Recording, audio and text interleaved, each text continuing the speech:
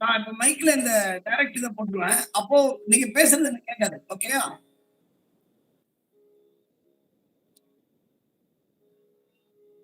Hello.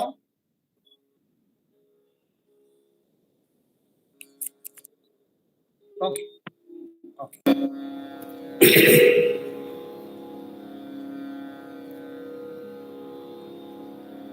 எல்லாருக்கும் நமஸ்காரம். நான் உங்கள் அபிமான பக்தி பாடகர் வீரமணிராஜ். எனக்கு ஒரு மிகப்பெரிய சந்தோஷம், இன்னைக்கு இந்த வியாழக்கிழமையில, அதுவும் இந்த குருவாரத்துல, குருவோட நாள்ல உங்களை எல்லாம் சந்திப்பதிலே ரொம்ப ரொம்ப ரொம்ப ரொம்ப சந்தோஷம். அப்படின்றத விட மிகப்பெரிய பாக்கியம். இந்த அற்புதமான பாக்கியத்தை எனக்கு அளித்தமைக்காக நமது அனுஷ நட்சத்திர பக்த சபா சேரிட்டபிள் ட்ரஸ்ட் சார்ந்த அத்தனை பேர் என்னுடைய அன்பான பணிவான நமஸ்காரம். இது ஒரு முக்கியமான விஷயத்திற்காக இன்றைக்கு நாம் இந்த பதிவை தொடங்குகிறோம். எனக்கு என்ன பெரிய ஆச்சரியம் அப்படின்னு சொன்னா, மகாபெரியவருடைய அந்த அவரோட சாநித்தியம், அவருடைய லீலைகள், அவருடைய அற்புதங்கள் பேசி சென்றார்.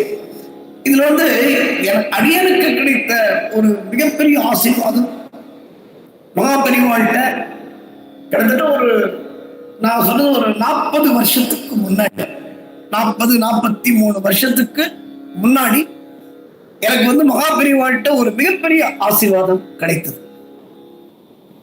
இப்ப அதை பத்தி அதை பேச போறது இல்லை.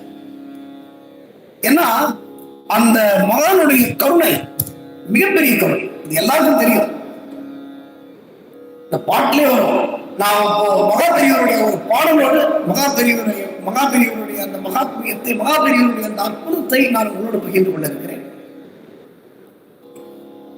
சர்வஜா சர்வவ்யாபி மகாபெரியவா சேவடி போற்றி, மாயப்பிறப்பருக்கும் மகாபெரியவா சேவடி போற்றி,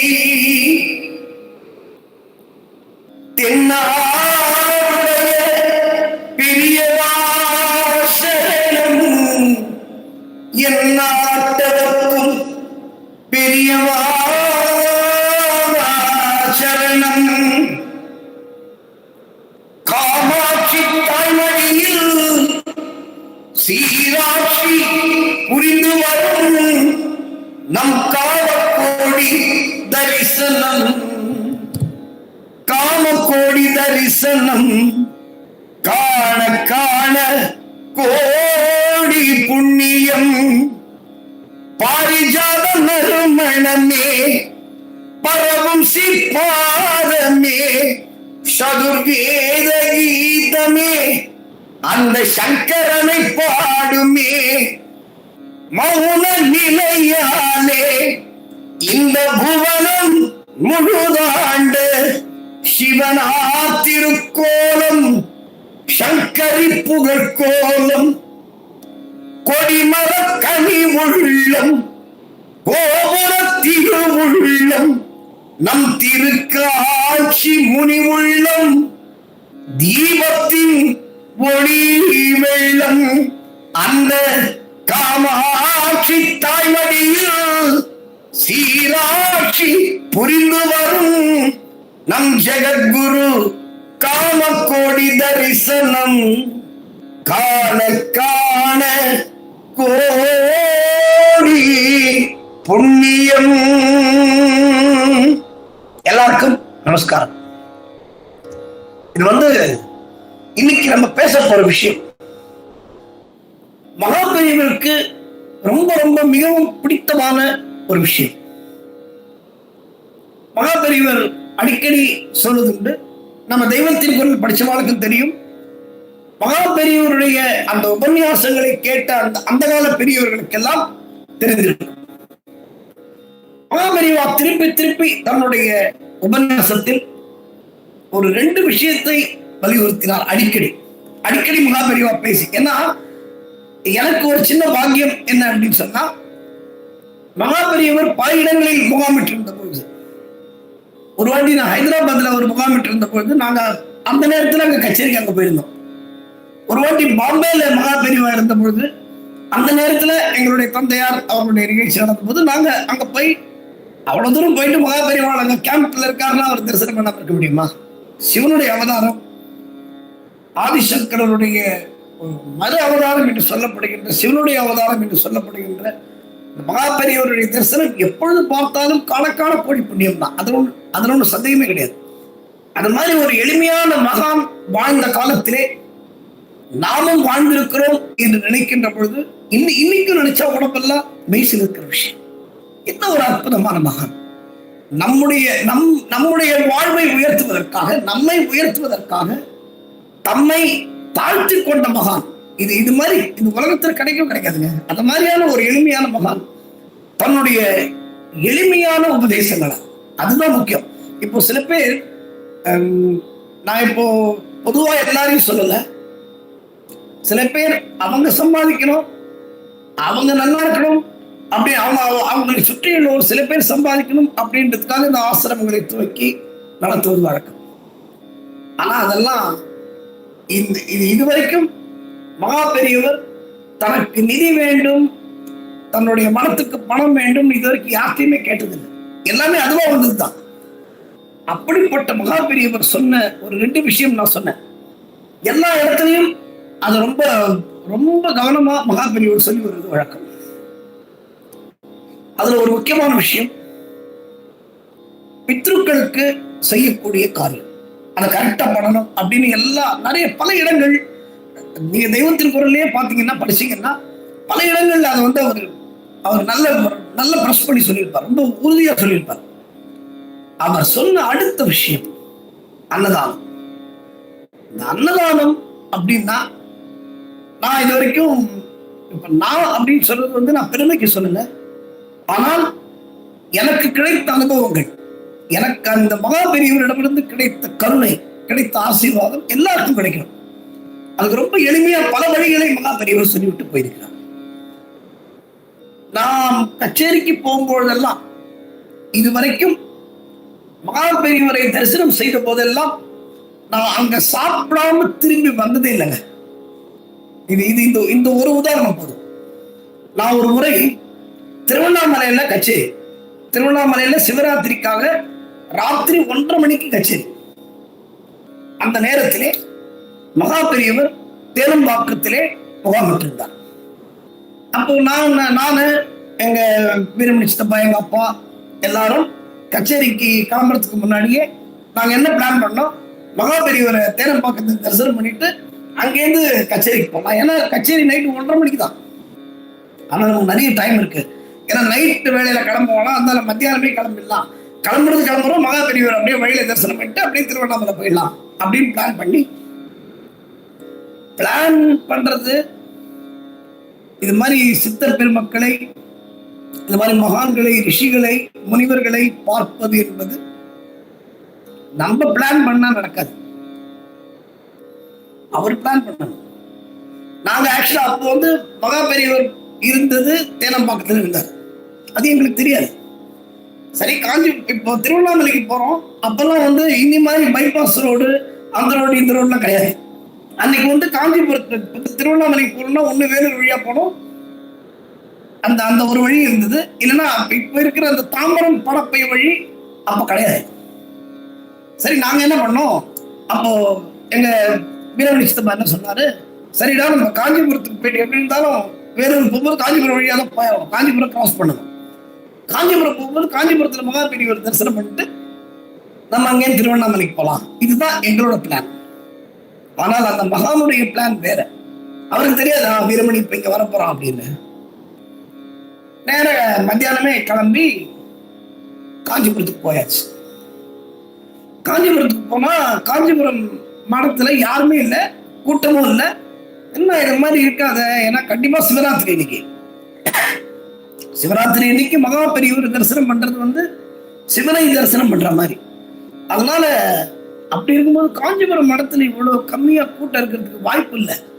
கண்டிப்பா ஒரு குறைஞ்சபட்சம் ஒரு 1000-1500 பேராது இருக்கணுமே. என்னடா அது யாரையுமே காணுமே அப்படின்னு நாங்க யோசிச்சுட்டே மடத்துள்ள நுழையிறோம். யாருமே இல்லை. அப்போ அங்க பணியில் இருந்த ஒருவர் சொல்றாரு, ஐயா இந்த மாதிரி மகாபெரியவருங்கள்ல தேனம்பாக்கத்தில் இருக்காரு அப்படின்னு சொன்ன உடனே, சரி இங்கேருந்து எவ்வளவு தூரம் இருக்குப்பா தேனம்பாக்கம் அப்படின் போது, அப்போ தேனம்பாக்கத்து உள்ள போறதுக்கு கார் வசதி போக முடியாது. தேனம்பாக்கத்து உள்ள போறதுக்கு கார் அந்த ரோடு ரொம்ப ஒரு நேரோ ரோடா இருக்கும். அந்த தேனம்பாக்கம் போனவங்களுக்கு தெரியும். இப்போ இல்லை. இப்போ தேனம்பாக்கம் ரொம்ப அருமையா டெவலப் ஆகி அது வேற மாதிரி இருக்கு. அப்போ கார் உள்ள நுழைய முடியாது. மகாபெரியவர் அந்த முகாமிட்டு இருந்த இடத்துக்குள்ள கார் நுழைய முடியாது. அப்போ அந்த பணியில் இருந்த சிப்பந்தி சொல்றாரு, நீங்க போலாம், ஆமா அந்த வெளியில நிறுத்திட்டு கொஞ்சம் உள்ள போனோம். சரி நாங்க முடிவு பண்ணியாச்சு, மகாபெரியவருடைய தரிசனம் பண்ணணும்னு முடிவு பண்ணியாச்சு. அப்ப பண்ணும்போது போய் தான் ஆகணும் அப்படின்னு சொல்லிட்டு நாங்க கிளம்பி நேரம் அங்க போயாச்சு. போனோடனே தேனம்பாக்கத்துல போனா தேனம்பாக்கத்துல கரண்ட் இல்லை. அப்போ என்ன பாருங்க, அந்த மகானுடைய ஒரு தீர்க்க தரிசனம். அதுதான் உண்மை. நான் இப்பயே இப்ப சொல்ல வரேன், அதுக்காக நீங்க தெரிஞ்சுக்கணுன்றதுக்காக. அந்த மகான் அவர் கருணை உள்ளவர் மட்டுமல்ல என்பவர்களே, நமக்கு என்ன நடக்க போறதோ அதை எச்சரித்து சொல்லக்கூடிய ஒரு அற்புதமான மகான். இதெல்லாம் நாங்க அனுபவிச்சிருக்கோம். நாங்க தேனம்பாக்கம் உள்ள போறோம். உள்ள போனோம்னா அங்க ஒரே ஜக ஜக ஜக ஜகன்னு கூட்டம். ஆஹா பெரியவருக்கு தான் இருக்கார். தரிசனம் பண்ணிட்டு நம்ம நேரம் போயிடலாம். இப்போ நாங்க வரப்போறோன்றது அந்த மகானுக்கு தெரியும் இல்லையா? கண்டிப்பா தெரியும். நாங்க இதுவே போன் பண்ணி சொல்லணுமா? ஒண்ணும் தேவையில்லை. பரமேஸ்வரனுடைய அவதாரம் கண்டிப்பா அவருக்கு தெரிஞ்சிருக்கும். நாங்க இப்போ தேனம்பாக்கத்துக்குள்ள போறோம். நாங்க உள்ள இறங்கி கார்ல இருந்து இறங்கும் பொழுது காஞ்சிபுரத்திலே அவரோடு நெருக்கமானவர்களுக்கு, மகாபெரியவரோடு நெருக்கமாக இருந்தவர்களுக்கு தெரியும், அறுசுவை நடராஜன் என்ற ஒருவர். அப்பதான் மகாபெரியவர் எங்க கேம்ப் போறோம் அங்க நிறைய பேர் கூடுற மாதிரி இருந்ததுன்னா அங்க சமையலுக்கு அவர் தான் போவார். அறுசுவை அரசுன்னே பேர் இருக்கு, நீங்க கேள்விப்பட்டிருப்பீங்க. அறுசுவை அரசு நடராஜ மாமா என்ன பண்ணாரு, நாங்க இறங்கும் போது எங்களை வரவேற்கிறாரு எங்க வெளியில அப்ப எங்க இஷ்டத்தோட, வாங்க வீரமணி நல்லா இருக்கீங்களா, வாங்க வாங்க சீக்கிரம் வாங்க உள்ள வாங்க, பெரியவா காத்துட்டு இருக்காங்க. அப்போ நாங்க வரப்போறது அந்த மகானுக்கு முன்னாடி தெரியும். நாங்க முன்னாடி ஒன்றும் லெட்டர் போடல, ஒன்றும் இப்ப மாதிரி அப்ப செல்போன்லாம் கிடையாது, போன்ல கூட சொல்லல. ஆனால் எங்கள் வருகையை அவர் தெரிந்து கொண்டு எங்களுக்காக காத்திருந்தார் அப்படின் போது எங்களுக்கு ஒரே பரபரன்னு ஆயிடுச்சு. உடனே கடகடனை சண்டையை கேட்டுட்டு மேல அங்கோசத்தை போட்டு நாங்க எல்லாம் உள்ள போனோம். உள்ள போனோம். என்ன பண்ணோம்னா அப்போ கரண்ட் இல்லை. கரண்ட் இல்லைன்னு உள்ள போகும்போது மகாபெரியவர் போய் நமஸ்காரம் பண்றதுக்கு போகும்போது ஒரு இருட்டில் உட்காந்துருக்காரு. ஒரு அந்த பெட்ரோல் பாக்ஸ் லைட் மட்டும் ஏற்றி வச்சிருக்காங்க, 2 லைட் 2 பக்கமும் நடுவில் உட்காந்துருக்காரு. அவருக்கு ஒளி தேவையில்லைன்னு வச்சுக்கோங்களேன். நமது இருளை விரட்ட வந்த குரு, அதனால அவருக்கு என்ன ஒளி தேவையா? பழம் உட்காந்துருக்காரு. அப்படி சிவபிரம்மமா பார்த்தோன்னு நாங்கெல்லாம் ஒரு மெய் சிரித்து அவரை நமஸ்காரம் பண்ணி, அப்போ வீரமணி ஒரு 2 பாட்டு பாடிட்டு போலாமே அப்படின்னு சொன்னாங்க. பாக்கியம் தெரியுமா, இதை விட என்ன பாக்கியம் அப்படின்னும் போது 2 காமாட்சி பாட்டு ஆட்டம் அப்படின்னு சொன்னோன்னு நாங்க காமாட்சி பாட்டு, மீனாட்சி பாட்டு. காமாட்சி பாட்டு பாடணும்னு மீனாட்சி பாட்டு ஏன் வந்ததுன்னு இதை நான் ரைமிங்காக சொல்லலை. மகாபெரியவர் என்ன சொல்றாரு பாருங்க, அவர் என்ன ஒரு தீர்க்க தரிசனத்துக்காக சொல்றாரு. காமாட்சி பாட்டு பாடியாச்சு, உன்னோட குலதெய்வம் மீனாட்சி பாட வேண்டாமோ அப்படின்னு கேட்டார். உடனே அடுத்தது மீனாட்சி பாட்டு. எங்களோட குடும்ப டைட்டி, எங்க தாத்தாக்கெல்லாம் எங்க கோடீஸ்வரையர் போன்ற பெரிய மகான்களுக்கு குலதெய்வம் வந்து மீனாட்சி தான். அதை வந்து மகாபெரியவர் எங்களுக்கு ஞாபகப்படுத்துறாரு. காமாட்சி பாடியாச்சு, அடுத்து குலதெய்வம் மீனாட்சி பாட வேண்டாமோ அப்படின்னு மீனாட்சி பாட்டு பாடியாச்சு. பாடி முடிச்சோம். இப்பதான் கிளைமாக்ஸே. பாடி முடிச்ச உடனே எங்களுக்கு டைம் பார்க்குறோம். கிட்டத்தட்ட மணி 9 மணி ஆக போறது, நெருங்கிட்டு இருக்கு. யாருமே சாப்பிடல. யோசிச்சு பாருங்க. இப்பதான் நான் அந்த கிளைமாக்ஸ்க்கே வரேன். யாருமே சாப்பிடல. நடுவில் வீட்டுல சாப்பிட்டுட்டு கிளம்பினது தான். அது மத்தியானம் 12 மணி அப்படி இருக்கும். இப்ப எல்லாருக்கும் ஒரு மாதிரி பசி. எல்லாம் கச்சேரி அங்க 1:30 மணிக்கு தான் திருவண்ணாமலையில. இப்போ நாங்க வந்து எப்படி சாப்பிடுறது? ஏன்னா 9 மணி ஆயிடுச்சு. இப்ப நாங்க எங்க ஆர்கெஸ்ட்ரா பேசுறாங்க. 9 மணி ஆயிடுச்சு. அந்த காலத்துல இன்னி மாதிரி இந்த 24 hours ஹோட்டல்லாம் கிடையாது ரோட்ல. இப்போ வந்து 24 மணி நேரம் ஹோட்டல் இருக்கு. அப்பெல்லாம் இந்த 9 மணி, 8:30 மணி, 8:45, 9 மணி ஆயிடுச்சுன்னா ஹோட்டல் க்ளோஸ். இப்போ நாங்க வந்து பெரியவா முகாமிட்டு இருக்கிற இடத்துக்கு போயிருக்கோம். அங்க போய் நாங்க இங்க ஏதாவது டிஃபன் கிடைக்குமா நாங்க கேட்க முடியுமா? கேட்க முடியாது. ஏன்னா நாங்க போனது அதுக்காக இல்லை. நாங்க போனது மகாபெரியவருடைய தரிசனத்துக்காக போயிருக்கோம். அப்போ சரி இரு, அது அப்புறம் பார்த்துக்கலடா, இப்போ இரு பாடிட்டு போகலாம் அப்படின்னு 2-3 பாட்டாச்சு. 3 பாட்டு 4 பாட்டாச்சு. மைக் இல்லாம, கரண்ட் இல்லாம. இப்ப மகாபெரியவர் என்ன சொல்றா, நாங்க திருவண்ணாமலை கச்சேரிக்கு போறோம்னு எங்களுக்கு மட்டும்தான் தெரியும். மகாபெரியவருக்கு கண்டிப்பா தெரியும். அவருக்கு தெரியாம இருக்காது. ஆனா நாங்க அவர்கிட்ட இன்ஃபார்ம் பண்ணல. நாங்க போற வழியில பாக்குறோம்னு அவருக்கு இன்ஃபார்ம் பண்ணல. அவர் சொன்ன அடுத்த வார்த்தை என்ன தெரியுமா? காமாட்சி பாடியாச்சு, மீனாட்சி பாடியாச்சு, இப்ப நீ அண்ணாமலைக்கு போயிட்டு இருக்க, அண்ணாமலையார் பாட்டு பாடிட்டு நீ கிளம்புடா அண்ணன். எங்களுக்கு ஒரே அதிர்ச்சி மேல் அதிர்ச்சின்னா, இது இன்ப அதிர்ச்சி, பக்தி அதிர்ச்சி, ஆன்மீக அதிர்ச்சி. ஏன்னா பாருங்களேன், நாங்க எங்களோட வரவே அவர் தெரியாதுங்க. ஆனா நாங்க காஞ்சிபுரம் வந்துட்டு, காஞ்சிபுரத்துல இருந்து தேனம்பாக்கம் வந்து, தேனம்பாக்கத்துல இந்த பாட்டெல்லாம் பாடிட்டு நாங்க திருவண்ணாமலைக்கு நைட்டு போறோம்னு அவர் தெரிஞ்சுட்டு, அண்ணாமலையான பாடிட்டு நீங்க இருந்து கிளம்பலாம் அப்படின்னு சொன்னார். சரி, அப்ப கூட சாப்பாடை பத்தி மகா பெரியவர் எதுவும் பேசல. இப்ப எங்களை விட ஆர்கெஸ்ட்ராக்கு இந்த சாப்பாட்டு கவலை. ஐயோ சாப்பிடணுமே, இங்க ஒண்ணுமே கிடைக்காது அப்படின்னு தான் கவலை. இப்ப அடுத்த பாட்டு அண்ணாமலையான் சிவன் பாட்டு பாடிட்டு அங்கேருந்து கிளம்ப போறோம். மகாபெரியவர் சொன்ன ஒரு அற்புதமான ஒரு வார்த்தை எனக்கு இன்னைக்கும் என் மனசுல பசுமரத்தாணி போல பதிந்த வார்த்தை. நடராஜா இங்க வாடா அப்படின்னாரு. அரசு நடராஜன் அவர் இன்னைக்கு ஸ்னோமோர். ஆனால் இன்றைக்கும் எனக்கு நினைவு இருக்குது, எங்கள் குடும்ப நண்பர்கள். நடராஜா இங்க வா, அவன் அண்ணாமலைக்கு போறா, அண்ணாமலையான்ட்ட போறதுக்கு முன்னாடி நடராஜன் சாப்பிட்டு போட்டோம்வா. இது மகாபெரியவர் சொன்ன வார்த்தை. என்ன, அதாவது ஒரு நகைச்சுவையா நாங்க எவ்வளவு அந்த விஷயத்தை எவ்வளவு சீரியஸா நாங்க நினைச்சிட்டு இருக்கோமோ, ஐயோ சாப்பாடு கிடைக்குமோ கிடைக்காதோ அப்படின்னு நினைச்சிட்டு இருக்கோமோ, அந்த மகாபெரியவர் கரெக்டா தெரிஞ்சுட்டு எங்க மனசை படிச்சு, நடராஜா அவன் அண்ணாமலைக்கு போறான், அண்ணாமலைக்கு போறதுக்கு முன்னாடி நடராஜன் கையால, சிவன சொல்ல நடராஜன் கையால சாப்பிட்டு போட்டோம், அவளுக்கு என்ன பண்ணி வச்சிருக்க கொடுன்னு சொன்னது மட்டுமல்ல நண்பர்களே, அது வந்து காமன். சாப்பிட்டு போக சொன்னது காமன் வச்சுக்கோ. ஏன்னா மகாபெரியவர் எப்பவுமே சொல்றதுன்னு நீங்க சொல்லலாம், ஆர்கியூ பண்ணலாம். அவளுக்கு காஃபி ரொம்ப பிடிக்கும். என்ன ஒரு தீர்க்க தரிசனம் பாருங்க.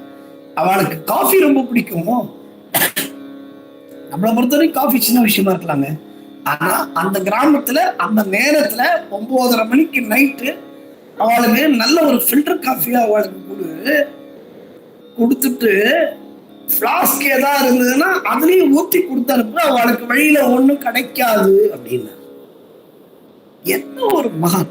அதாவது இது எங்களுக்கு டிஃபன் கொடுத்து காஃபி கொடுத்தது வந்து சில பேர், என்ன சார் அவங்களுக்கு நீங்க வந்து பாடுறீங்க, உங்களுக்கு டிஃபன் காஃபி கொடுக்க வேண்டாமா அப்படின்னு நீங்க பேசலாம். ஆனா அந்த இடத்துல, அந்த நேரத்துல, அந்த சமயத்துல, எல்லாரும் பசியா இருக்கிற சமயத்துல சாப்பாடு போட்டதான் விசேஷம்.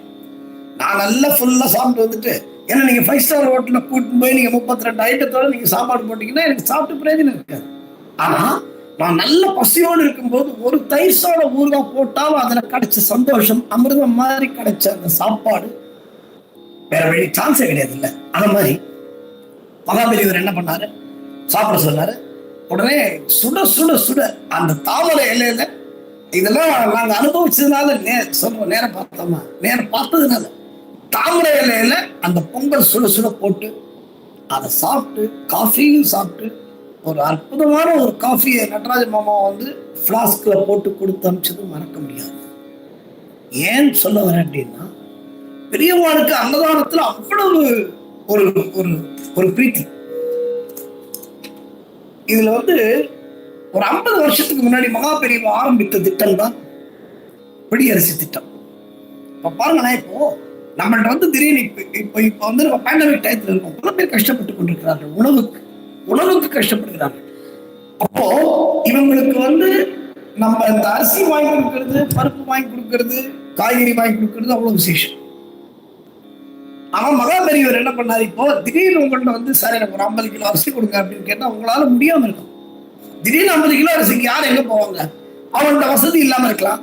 சில பேர் காசு வச்சிருப்பான், அவன் கொடுத்துருவான், 50 கிலோ அரிசி எவ்வளவு பார்ப்போம் அப்படின்னு. ஆனா சில பேருக்கு கையில காசு இருக்காது. சார் 10 கிலோ அரிசியாவது வாங்கி கொடுங்க சார் அப்படின்னு கேட்டா சில பேருக்கு எல்லாத்தையுமே காசு இருக்காது. இதையெல்லாம் மனதில் வைத்துத்தான் மகா பெரியவர் தன்னுடைய தீர்க்க தரிசனமான தொலைநோக்கு பார்வையுடன் 50 வருஷத்துக்கு முன்னாடி சொன்னார். இந்த பிடியரசி திட்டத்தை முதலில் கொண்டு வந்தது மகா பெரியவர் தான். அது எல்லாருக்கும் தெரியும். அந்த பிடியரசி திட்டம், நீ ஆத்துல சமைக்கும் பொழுது ஒரு பிடி உனக்கு இல்லைன்னு தூக்கி போடு, இதை போட்டு சேர்த்துனே வா. சேர்த்துன வந்து இந்த அரிசி 1 மாசம் ஆச்சுன்னா ஒரு நாளைக்கு ஒரு பிடி அப்படின்னா, நீ எப்ப சாதம் அடிக்கிறியோ ஒரு பிடி போட்டா சாயங்காலம் சில பேர் 2 வீட்டுல 2 பேரையும் சாதம் அடிப்பாங்க. அப்போ ஒவ்வொரு பிடி சேர்ந்ததுன்னா 1 மாசத்துக்கு எவ்வளவு ஆகும் பாருங்க. சிறுதுளி பெருவெள்ளம்ன்ற மாதிரி அவ்வளவு சேர்த்து அதை வந்து சாப்பாடு இல்லாத வாழ்க்கை கொடுடா அப்படின்னு. எவ்வளவு பெரிய தீர்க்க தரிசனம். நான் ஒரு வாட்டி காஞ்சிபுரத்திலே கேள்விப்பட்டேன். ஒரு அதாவது மனுஷங்களுக்கு சாப்பாடு போட்டது மட்டும் இல்லைங்க, அவரு அனைத்து ஜீவராசிகளுக்கும். இப்போ பகவான் கிருஷ்ணர் கீதையில ஒன்று சொல்லுவார், அனைத்து ஜீவராசிகளுக்குள்ளும் நான் இருக்கிறேன் அப்படின்னு. அதை இம்ப்ளிமெண்ட் பண்ணது மகா பெரியவர் தாங்க. ஒரு யானை வந்தா, ஒரு வாட்டி காஞ்சிபுரத்துல ஒரு யானை, ஏதோ ஒரு ஊர்ல இருந்து ஒரு யானை வந்துட்டு இருக்கான். மகா பெரியவர் வந்து திடீர்னு சாயங்காலம், டேய் எனக்கு ஒரு 50-60 பழம் வாங்கி வைடா, வாழைப்பழம் அப்படின்னு சொன்னாங்க. என்ன திடீர்னு 50-60 வாழைப்பழம் மகா பெரியவர் கேட்கிறான். சரி, பிரசாதத்துக்கு கொடுக்கறதுக்காக கேட்கறா போல் இருக்கு அப்படின்னு. நான் மகா பெரியவர் பிரசாதம் கொடுக்கும்போது சில பேருக்கு இந்த இடத்துல பார்க்க பழத்தோட, சில பேருக்கு குங்குமம் கொடுக்குறது, சில பேருக்கு அட்சத்தை கொடுக்குறது எல்லாருக்கும் தெரியும். எதுக்கு ஒரு 50-60 பழம் வாங்கி வைக்க சொல்றா மகா பெரியவா அப்படின்னும் போது, அந்த யானை ஒண்ணு வருதான், மனத்தை கிராஸ் பண்றதா பாருங்க. அப்போ யானை வருது, அந்த யானையோட பசியை தணிக்கணும்னு அந்த மகானுக்கு தோணி இருக்கு அப்படின்னு சொன்னா, அப்ப அந்த அந்த அன்னதானத்தின் மேல அவருக்கு இருந்த பிரீத்தியை பாருங்க.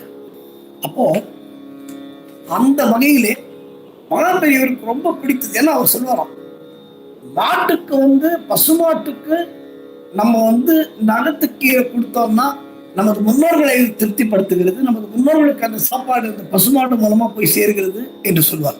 அடிக்கடி நானே கேட்டிருக்கேன் ஒரு உபன்யாசத்தில்.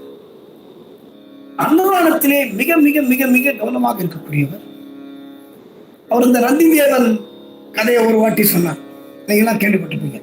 இந்த ரந்தி தேவன் சந்திரவம்சத்து மன்னன். அவன் வந்து தானம் தர்மம்லாம் பண்ணி கடைசியில ஒரு சாப்பாடுக்கே வழி இல்லாம ஆனபோது, அந்த ரந்தி தேவனுக்கு மகாவிஷ்ணுவும் சிவனும் அவனை சோதிப்பதற்காக ஒரு கடைசியா அவனுக்கு எல்லா சொத்து போச்சு, தான தர்மம் பண்ணி, இந்த அன்னதானம் பண்ணி அழிஞ்சு போனான் அப்படின்னு சொல்லுவாங்க. அந்த ரந்தி தேவனுக்கு கடைசியா ஒரே ஒரு ஒரு கப் கூழ் கொடுக்குறாங்க எல்லாரும். அவனுக்கு, அவனோட ஒய்ஃபுக்கு, அவனோட 2 பசங்களுக்கு. அந்த ஊர் மக்கள் தான், ஐயோ எவ்வளவு சாப்பாடு போட்டிருக்கான், நம்ம அவனுக்கு ஏதாவது கொடுக்கணுமே. இந்த கதையை சொன்னது மகா பெரியவர் தான். இது கதையல்ல, நடந்த உண்மை. இது பாரதத்திலே சொல்லப்பட்டிருக்கிறது இந்த கதை. அப்போ ஒரு 4 பேருக்கு கூழ் கொடுக்குறான், எல்லாம் ஊர் மக்கள்லாம் சேர்ந்து. நந்தி தேவன் சாப்பிடும்போது சிவன் அவரை பரிசோதனை பண்ணணும், இவன் சரியா இருக்கானா, எப்பவுமே தர்மம் பண்றானா அப்படின்னு பார்க்கலாம், செக் பண்றதுக்காக முதல்ல ஒரு அந்தனரா வர்றாரு. அவங்க வந்து அவங்க ஃபேமிலியில ஒருத்தர் சாப்பிட போறாங்க. பகவதி பிக்ஷாந்தேகின்னு சொன்ன உடனே, நிறுத்து, எனக்கு ஏதாவது கிடைக்குமா, பசிக்கிறது அப்படின்னு சொன்ன உடனே டக்குன்னு யோசிக்கவே இல்லையா. அவரை நாராயண ஸ்வரூபமாக நினைத்து இந்த 4 பங்குல ஒரு பங்கு எடுத்து அவர் கொடுத்தார். சந்தோஷமா சாப்பிட்டு திருப்தியா. அடுத்தது ஒரு 4வது வர்ணத்தை சேர்ந்தவர். இதெல்லாம் மகாபெரியவர் சொன்ன கதை. வந்த உடனே அவன் கேட்கிறானா, எனக்கு ரொம்ப பசிக்குது, எனக்கு எதாவது கிடைக்குமா? அடுத்த பகுதியை எடுத்து கொடுத்தார். 3வது ஒரு வேடம் வரான். அவன் கூட நிறைய நாய்கள்லாம் வச்சுன்னு வரான். நாங்க சாப்பிட்டே ரொம்ப நாள் ஆச்சு அப்படின் போது அந்த 3வது பங்கு அவன்கிட்ட போயிடுது. 4வது பங்கு வாங்கறதுக்கு ஒரு புலையன் வருகிறான். அவன் கேட்ட உடனே அதுதான் கொஞ்சோண்டு தான் இருக்கு, இனிமே இதுல 4 பேர் சாப்பிடணும் அப்படின் போது அதையும் சரி வேண்டாம் கேட்கிறானே அப்படின்னு சொல்லிட்டு அதையும் கொடுத்துட்டாங்க. கொடுத்துட்டு தண்ணி கேட்கிறாங்க. அப்போ தான் வச்சிருந்த தண்ணி எடுத்து கொடுக்கும் போது அவன் என்ன சொல்லி கொடுத்தானா, இனிமே இத மாதிரி துன்பம் யாருக்கும் வரக்கூடாது, யாரும் சாப்பாட்டுக்கு கஷ்டம் இல்லாம இருக்கணும் அப்படின்னு. இத மகாபெரியவர் சொல்லி இந்த அன்னதானத்தின் சிறப்பை சொல்லுகிறார். அப்படிப்பட்ட அந்த அற்புதமான மகானுடைய அனுஷ நட்சத்திரத்தன்று நமது அனுஷ நட்சத்திர பக்த சபா சேரிட்டபிள் ட்ரஸ்ட் அனுஷ தெய்வத்தின் அன்னதானம், அனுஷ தெய்வத்தின் அன்னதானம் என்ற பெயரிலே அனுஷ தெய்வத்தின் அன்னபூர்ணா என்ற பெயராக, ஏன்னா அவர் பேர் நடத்துற அன்னதானம் அனுஷ நட்சத்திரத்தின் அனுஷ தெய்வத்தின் அன்னபூர்ணா என்ற பெயரிலே ஒரு மிகப்பெரிய சேவையை தொடங்கி இருக்கிறார்கள். இப்ப நீங்க இதை பார்த்துட்டு இருக்கும்போதே உங்களுக்கு அந்த போன் நம்பர், யாரை கான்டாக்ட் பண்ணணும், அது என்ன லிங்க்ல கொடுக்கணும், அதெல்லாம் உங்களுக்கு தெரியும். இது வருகிற 23/6 வர இந்த மாசம் ஜூன் மாசம் 23ஆம் தேதி நமது காஞ்சி காமக்கோடி பீடாதிபதி தலைமையிலே அது துவங்கப்பட இருக்கிறது. அதாவது மகாபெரியவருடைய ஜெயந்தியான 23/6 அன்று. இது 1537வது ஜெயந்தி அன்னைக்கு இதை தொடங்க இருக்கிறது. இப்போ இது தொடங்க இருக்கும் பொழுது இதுல என்ன ஒரு முக்கியமான அம்சம் அப்படின்னா, முதியோர் இல்லங்களுக்கு, அதாவது 65 வயதிற்கு மேற்பட்ட இருப்பவர்களுக்கு ஒரு 150 பேர் இருக்கிற முதியோர் இல்லங்களுக்கு ஒவ்வொரு அனுஷ நட்சத்திரம் போது நான் சொல்றது ஒவ்வொரு மாசமும் 150 பேருக்கு ஒரு நாள் உணவு. அதே மாதிரி 200 நாட்டு பசுக்கள் இருக்கிற கோசாலைக்கு ஒரு நாள் உணவு. அதே மாதிரி முக்கியம் மகாபெரியவர் சொன்னது, வேதங்களை நாம் பராமரிக்க வேண்டும். ஏன்னா வேதங்கள் தான் நாட்டை காப்பாற்றுறது. இன்னைக்கும் தமிழகம் எந்த ஆபத்தையும் சந்திக்காமல் இருப்பதற்கு காரணம் இந்த பாரத பூமியிலே மிகப்பெரிய மகான்கள் அவதரித்தது. நம்முடைய வேதங்கள் நம்மை காக்கின்றன, நம்முடைய தர்மங்கள் நம்மை காக்கின்றன. அதனாலதான் வேத பாடசாலையில 40 பேருக்கு ஒரு நாள் உணவு. இது போன்ற திட்டத்தை நமது அனுஷ தெய்வத்தின் அன்னபூர்ணா என்ற பெயரிலே நமது அனுஷ நட்சத்திர பக்த சபா சேரிட்டபிள் ட்ரஸ்ட் தொடங்கி இருக்கிறார்கள், தொடங்க போகிறார்கள் 23ஆம் தேதி அன்று. அது கரெக்டா இன்னைக்கு நான் உங்களை கேட்டுக்கொண்டதெல்லாம் மகாபெரியவருக்கு மிகவும் பிரீத்தியான இந்த அன்னதானத்திற்கு, இந்த திட்டத்திற்கு நீங்கள் எல்லாம் உதவ முன்வர வேண்டும். இந்த திட்டத்திலே நீங்கள் எல்லாம் பங்கெடுத்துக் கொள்ள வேண்டும். அதன் மூலம் ஸ்ரீ அன்னபூர்ணையின் ஆசியையும் மகாபெரியவருடைய கருணையையும் கண்டிப்பாக நீங்கள் பெறுவீர்கள் என்பதில் எந்த விதமான சந்தேகமும் இல்லை. எனவே வாழ்க வாழ்க வாழ்க வளமுடன் இதிலே கலந்து கொள்ளுங்கள். இந்த நல்ல பாக்கியத்தை, இந்த குரு மகிமையை இன்றைக்கு பேச வைத்ததற்காக அனுஷ நட்சத்திர பக்த சபா சேரிட்டபிள் ட்ரஸ்டை சார்ந்த அத்தனை பேருக்கும் என்னுடைய பணிவான நன்றிகளை கூறி உங்களிடமிருந்து விடைபெறுகிறேன். ஹரஹர சங்கரா, ஜெய் ஜெய் சங்கரா. வாழ்க வாழ்க வளமுடன், வாழ்க பல்லாண்டு.